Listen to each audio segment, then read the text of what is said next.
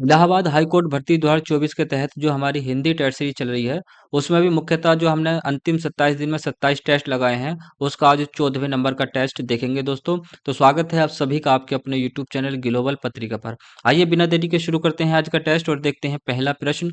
आज का पहला प्रश्न है दोस्तों, निम्नलिखित में से प्राचीन भारतीय आर्य भाषा कौन सी है? प्राकृत, पाली, अपभ्रंश या वैदिक संस्कृत? तो देखिए, प्राचीन भारतीय आर्य भाषा इसमें दोस्तों वैदिक संस्कृत, पहले का डी सही हो जाएगा। देखिए, बात अगर इसकी करें क्रम से दोस्तों, तो आते हैं आप वैदिक संस्कृत। वैदिक संस्कृत के बाद देखिए लौकिक संस्कृत, लौकिक संस्कृत, फिर इसके बाद देखिए पाली, फिर प्राकृत, प्राकृत के बाद दोस्तों अपभ्रंश।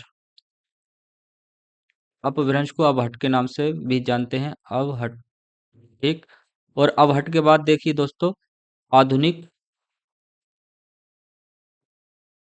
भारतीय आर्य भाषाएं आती हैं। भाषाएं, तो वैदिक संस्कृत और लौकिक संस्कृत है दोस्तों, ये आती है प्राचीन, प्राचीन भारतीय भाषाओं के अंतर्गत। प्राचीन भारतीय भाषाएं यानी वैदिक संस्कृत और लौकिक संस्कृत। पाली, प्राकृत, अपभ्रंश, अवहट, ये आती है दोस्तों मध्यकालीन भारतीय, मध्यकालीन भारतीय आर्य भाषाएं, आर्य भाषाएं। तो प्रश्न में पूछा है प्राचीन भारतीय आर्य भाषा, वैदिक संस्कृत और लौकिक संस्कृत आती है। ऑप्शन में वैदिक संस्कृत है, इसलिए पहले का डी हमारा सही हो जाएगा। दूसरा प्रश्न देखते हैं, खड़ी बोली निकली है पूर्वी हिंदी से, पश्चिमी हिंदी से, बिहारी हिंदी से या राजस्थानी हिंदी से? जो खड़ी बोली निकली है दोस्तों, ये निकली है पश्चिमी हिंदी से। और पश्चिमी हिंदी जो भाग है दोस्तों, यह है शोर सैनी अपभ्रंश का। शोर सैनी अपभ्रंश, शोर सैनी अपभ्रंश के अंतर्गत आती है दोस्तों पश्चिमी हिंदी, पश्चिमी हिंदी। और पश्चिमी हिंदी के अंतर्गत आती है दोस्तों खड़ी बोली, खड़ी। अगला प्रश्न देखते हैं दोस्तों, तीसरे नंबर का प्रश्न है, उर्दू को यामिनी भाषा कहने का श्रेय किसको है? सदल मिस्र, लल्लू लाल, इंशा अल्लाह खां या सदासुख लाल न्यास? देखिए, जो आज के प्रश्न है सारे मैंने यहाँ पर लिख रखे हैं, कौन सा किस परीक्षा में आया हुआ है। तो जो उर्दू को यामिनी भाषा कहने का श्रेय जाता है दोस्तों, ये जाता है लल्लू लाल को, यानी तीसरे का बी सही हो जाएगा। लल्लू लाल की एक रचना है, प्रमुख रचना जो आए दिन पूछी जाती है, इसका नाम है दोस्तों प्रेम सागर, प्रेम सागर। प्रेम सागर किसकी रचना है? ये है लल्लू लाल की। अच्छा, इंशाअल्लाह खां की एक कहानी पूछता है, वो कहानी है रानी केतकी की कहानी, रानी केतकी की कहानी। तो रानी केतकी की कहानी किसकी है? इंशाअल्लाह खां की है। और प्रेम सागर जो रचना है वो किसकी है? लल्लू लाल की है। तो उर्दू को यामिनी भाषा कहने का श्रेय लल्लू लाल को दिया जाता है। अगला प्रश्न देखते हैं, चौथे नंबर का प्रश्न है हमारे, जो अपने कर्तव्य का निश्चय ना कर सके, इस वाक्य को एक शब्द में कह सकते हैं? द्वंद्वग्रस्त, भ्रमित, किंग कर्तव्य विमूढ़ या द्विविद्याग्रस्त? देखिए, अनेकों बार ये प्रश्न पूछा गया है। तो जो अपने कर्तव्य का निश्चय ना कर सका उसको कहते हैं दोस्तों किंग कर्तव्य विमूढ़, यानी चार का हमारा सी सही हो जाएगा। अगला प्रश्न देखते हैं दोस्तों, इनमें से कौन सी ध्वनि अंतस्थ नहीं है? देखिए, अंतस्थ ध्वनि की अगर बात करें, अंतस्थ ध्वनियां, तो इसमें आती हैं दोस्तों या, रा, ला, वा। ठीक है। तो देखिए, यार अलावा में ये जो बा है ये नहीं है, यानी पांच का बी सही हो जाएगा। अंतस्थ ध्वनि इसको क्यों कहा जाता है? तो देखिए, इनका जो उच्चारण है दोस्तों, उच्चारण, इसका उच्चारण स्वर और व्यंजनों के बीच माना जाता है, स्वर एवं व्यंजनों के बीच, स्वर एवं व्यंजनों के बीच। तो वह कौन सी ध्वनियां हैं जिनका उच्चारण स्वर एवं व्यंजनों के बीच माना जाता है? अंतस्थ ध्वनियों के। अंतस्थ ध्वनियों में देखिए या और वा, इनको दोस्तों अर्ध स्वर के नाम से जाना जाता है, अर्ध स्वर कहते हैं इनको, अर्ध स्वर, या और वा को। ठीक। अगर प्रश्न आए, देखिए अर्ध स्वर किसे कहते हैं? अर्ध स्वर किसे कहते हैं? तो इसमें देखिए ऑप्शन में स्पर्श व्यंजन, स्पर्श व्यंजन, और बी में रख दे दोस्तों अंतस्थ व्यंजन, अंतस्थ व्यंजन, और सी में रख दे ऊष्म व्यंजन, ऊष्म व्यंजन, और डी में रख दे दोस्तों, डी में रख दे संयुक्त व्यंजन, संयुक्त व्यंजन। तो देखिए ऐसे में हमें जो अर्ध स्वर किसे कहते हैं, स्पर्श व्यंजन, अंतस्थ व्यंजन, ऊष्म व्यंजन या संयुक्त व्यंजन, इसमें से छांटना हो तो हम लगाएंगे अंतस्थ व्यंजन, यानी अंतस्थ व्यंजन को हम अर्ध स्वर के नाम से जानते हैं। और अगर अर्ध स्वर किसे कहते हैं, और ऑप्शन में रख दे दोस्तों या कोमा रा, और बी में रख दे दोस्तों रा कोमा ला, और सी में रख दे अगर आ कोमा वा, और डी में रख दे दोस्तों या कोमा वा। तो देखिए अगर इस तरह से पूछे तो हमें चारों लगाने पड़ेंगे, अंतस्थ व्यंजन को अर्ध स्वर के नाम से जाना जाता है। और अगर इस तरह से खोलकर पूछे तो हम इसमें या और वा, क्योंकि या और वा को ही वास्तव में अर्ध स्वर के नाम से जाना जाता है। अगला प्रश्न देखते हैं दोस्तों, छठे नंबर का प्रश्न है, जिन ध्वनियों की गणना न स्वर में की जाती है न व्यंजन में, उन्हें क्या कहते हैं? आगत, ऊष्म, अंतस्थ या अयोगवाह। तो देखिए जिन ध्वनियों की गणना न स्वर में की जाती है और न व्यंजन में, उन्हें अयोगवाह कहते हैं। अयोगवाह में कौन कौन होती हैं देखिए, अयोगवाह में देखते हैं दोस्तों हम अनुस्वार और विसर्ग, यानी जो अंग और आह होते हैं इसको अयोगवाह में हम रखते हैं। एक प्रश्न और पूछा जाता है यहाँ से दोस्तों, स्वर एवं व्यंजनों के बीच की कड़ी। तो स्वर एवं व्यंजनों के बीच की कड़ी अयोगवाह को माना जाता है, यानी अनुस्वार और विसर्ग को स्वर एवं व्यंजनों के बीच की कड़ी माना जाता है। अंतस्थ कौन होती है? या, रा, ला और वा। उष्म व्यंजन में शा, सा, सा और हा आते हैं। इसको दोस्तों संघर्थी व्यंजन के नाम से भी जाना जाता है। उष्म व्यंजन को संघर्षी व्यंजन भी कहते हैं। ठीक। आगत में देखिए, एक होता है आगत स्वर और होते हैं आगत व्यंजन। आगत स्वर में दोस्तों जैसा आ, ये जो होता है, यानी जैसे हम लिखते हैं डॉक्टर और कॉलेज, कॉलेज, तो ये जो होता है देखिए अंग्रेजी ध्वनियों का सही से उच्चारण हो सके इसलिए इसको लाया गया, इसलिए इसको देखिए अंग्रेजी ध्वनि भी कहते हैं। और जो आगत व्यंजन है इसमें देखिए का के नीचे बिंदु देखा होगा, खा के नीचे बिंदु देखा होगा, गा के नीचे बिंदु, जा के नीचे बिंदु। तो ये जो है इसको उर्दू फारसी ध्वनि के नाम से भी जाना जाता है, क्योंकि उर्दू के शब्दों का सही से उच्चारण हो सके इसलिए इन व्यंजनों की जरूरत हमें पड़ी। जैसे जिंदगी लिखेंगे तो इस तरह से हम लिखेंगे जिंदगी, जाके नीचे बिंदी लगाएंगे जिंदगी, अगर बिंदी नहीं लगाएंगे तो हो जाएगा दोस्तों जिंदगी, और लिखना हमें जिंदगी। ऐसे ही गजल लिखेंगे तो उर्दू के शब्दों को सही से उच्चारण देखने के लिए इन व्यंजनों की जरूरत पड़ी। इन्हें नुक्तागृहिक व्यंजन के नाम से भी जाना जाता है। अगला प्रश्न देखते हैं 7वें नंबर का, मेरी बहन सविता हिंदी भाषा सीखती है, उपरोक्त में क्रिया चुनिए।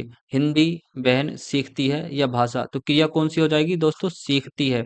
इसमें भी देखिए दो भाग हैं, एक है मुख्य क्रिया, मुख्य क्रिया, और एक है दोस्तों सहायक क्रिया, सहायक क्रिया। तो मुख्य क्रिया होगी दोस्तों इसमें है सीखना, मुख्य क्रिया है, तो जो हो जाएगा इसमें सीखती, और है जो है वो हो जाएगा सहायक क्रिया। सहायक क्रिया क्या होती है? जो मुख्य क्रिया के भाव को पूरा करे उसे हम सहायक क्रिया के नाम से जाना जाता है। तो मेरी बहन सविता जो है हिंदी भाषा सीखती है, इसमें सीखना क्या हो जाएगा? क्रिया हो जाएगा। अगला प्रश्न देखते हैं, मीरा जोर से हंसी, यह वाक्य किस क्रिया का समुचित उदाहरण है? अकर्मक, प्रेरणार्थक, द्विकर्मक या सकर्मक। देखिए क्रिया किसे कहते हैं? क्रिया, तो जिन शब्दों से काम का होना पाया जाता है उसे दोस्तों क्रिया कहते हैं। जैसे खाना, पीना, सोना, जागना, ये क्या सारी की सारी क्रिया हैं। देखिए कर्म के आधार पर एक प्रश्न पूछता है, कर्म के आधार पर, कर्म के आधार पर क्रिया के भेद बताइए कितने होते हैं? क्रिया के भेद, कर्म के आधार पर क्रिया दोस्तों दो प्रकार की होती है, या कह सकते हैं इसके दो भेद होते हैं। एक है अकर्मक, अकर्मक, एक है दोस्तों सकर्मक, सकर्मक। अकर्मक यानी कर्म नहीं होता इसमें, सकर्मक यानी कर्म के साथ। तो जब कर्म नहीं है तो क्रिया का जो प्रभाव होगा दोस्तों इस पर कर्ता पर पड़ेगा। कर्म नहीं है तो प्रभाव किस पर पड़ेगा? कर्ता पर। और सकर्मक, इसका जो क्रिया का प्रभाव होगा दोस्तों वो कर्म पर पड़ेगा। तो देखिए मीरा जोर से हंसी। कौन हंसी? मीरा। किस पर प्रभाव पड़ रहा है? कर्ता पर प्रभाव पड़ रहा है। जब कर्ता पर प्रभाव पड़ रहा है क्रिया का, तो यहाँ पर क्या हो जाएगी? अकर्मक क्रिया हो जाएगी, यानी हमारा 8 का ए सही हो जाएगा। अगला प्रश्न देखते हैं, 9वें नंबर का प्रश्न है, राम को रूप निहारती जानकी कंकन के नग की परिछाई। उपर्युक्त पंक्ति में कौन सा रस है? हास्य, करुण, शांत या श्रृंगार रस? तो देखिए राम को रूप निहारती जानकी, जानकी यहाँ पर देखिए सीता माता जी से लिया गया है। सीता माता जी के लिए यहाँ पर जानकी शब्द आया है। कंकन यानी कंगन, कंगन, नग। जो नग होता है दोस्तों चमकता है, तो जो कंगन का नग है उसमें जो चमक में सीता जी क्या देख रही हैं? राम जी को देख रही हैं। और ये तब का वर्णन है जब जो राम जी हैं वो सीता जी से दूर हैं। तो ऐसे में क्या है? सीता जी कंगन में देखकर राम जी को निहार रही हैं और उनसे प्रेम भाव प्रकट कर रही हैं। तो जहां पर प्रेम भाव प्रकट हो वहां पर होता है दोस्तों श्रृंगार रस, यानी नौका डी सही हो जाएगा।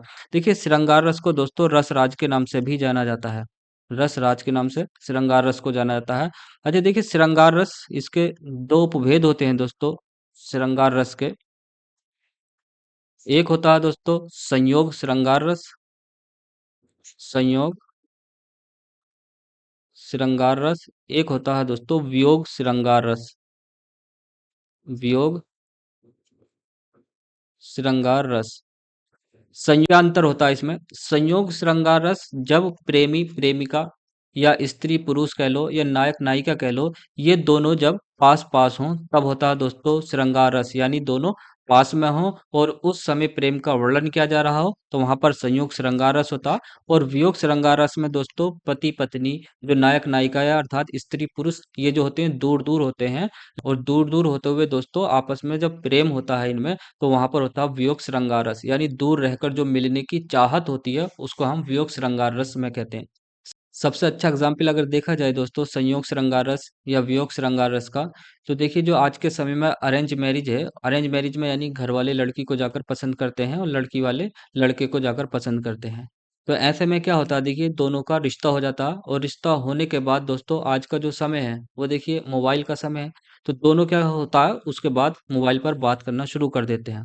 लेकिन जो समाज की लोक सीमा है उसके चलते दोनों आपस में मिल तो नहीं पाते, लेकिन फोन पर बतियाना शुरू कर देते हैं। ऐसे में वो अपने घर है और लड़का अपने घर है और दोनों क्या होता है? प्रेम हो जाता है। तो ऐसे में जो इन दोनों की तड़प है मिलने की उसको हम रखेंगे वियोग श्रृंगार रस में। और जब जैसे ही इनकी शादी होगी आपस में दोस्तों मिल जाएंगे, उस समय का जो प्यार होगा दोनों का वो होगा संयोग श्रृंगार रस में। तो सबसे अच्छा एग्जाम्पल आप इससे समझ लें, शादी से पहले का जो प्यार है यानी वो अपने घर लड़की अपने घर लड़का अपने घर, उस समय जो दोनों में प्यार है वो वियोग श्रृंगार रस में है। और संयोग श्रृंगार रस जब शादी के बाद दोनों का मिलन हो जाए उस समय प्रेम का वर्णन संयोग श्रृंगार रस में होगा। ठीक। अगला प्रश्न देखते हैं दोस्तों, 10वें नंबर का प्रश्न है, आप बीती शब्द में समास है। द्वंद्व समास, कर्मधारय समास, तत्पुरुष या द्विगु समास? तो देखिए आप बीती या आप पर बीती, इसको जब हम खोलेंगे समास विग्रह करेंगे आप पर बीती, तो इसमें देखिए कारक चिन्ह आ रहा है।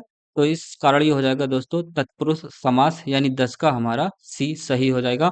अगला प्रश्न देखते हैं, मुझसे खड़ा भी हुआ नहीं जाता, इस वाक्य का वाच्य होगा भाववाच्य, कर्मवाच्य, कर्तवाच्य या अन्य? तो देखिए मुझसे खड़ा भी हुआ नहीं जाता, मुझसे खाया भी नहीं जाता, मुझसे चला भी नहीं जाता। ऐसे में जब हमें क्रिया की प्रधानता देखने को मिले दोस्तों तो वहां पर होता है भाववाच्य। वाच्य की अगर बात करें दोस्तों, वाच्य ये 3 प्रकार का होता है। एक है पहला कर्तवाच्य, दूसरा है दोस्तों कर्मवाच्य और तीसरा है भाववाच्य। याद रखने के लिए दोस्तों इसको क्रियावाच्य भी कह सकते हैं, क्रियावाच्य सही है। भाववाच्य क्या होता है? क्रियावाच्य। कर्तवाच्य यानी कर्ता की प्रधानता, कर्ता की प्रधानता होती है इसमें। और जो कर्मवाच्य है दोस्तों इसमें देखिए कर्म की प्रधानता, कर्म की प्रधानता होती है। और जो भाववाच्य है इसमें क्रिया की प्रधानता होती है, क्रिया की प्रधानता। जैसे कर्तवाच्य, तो इसमें हम कर्ता की प्रधानता दिखाएंगे दोस्तों। जैसे सादिक आम खाता है, खाता है, तो इसमें क्या है? कर्ता की प्रधानता है।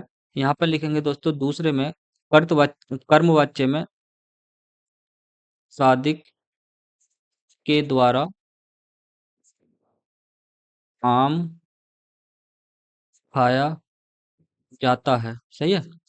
अब देखिए सादिक के दांतों में थोड़ी सी प्रॉब्लम आ गई, और इस कारण अब हम लिखेंगे यहाँ पर एग्जाम्पल बनाएंगे, सादिक से आम भी खाया नहीं जाता, खाया नहीं जाता।